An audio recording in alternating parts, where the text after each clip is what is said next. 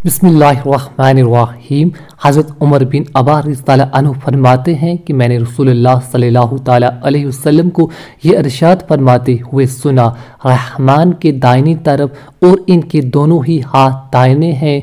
कुछ ऐसे लोग होंगे वो ना तो नबी होंगे ना शहीद, इनके चेहरों की नूरानी देखने वालों की तरफ अपनी तरफ मुतवज्जा रखेंगे। इनके बुलंद मकाम और अल्लाह ताला से इनके करीब होने की वजह से अंबिया और शहादा भी इन पर रशक करते होंगे।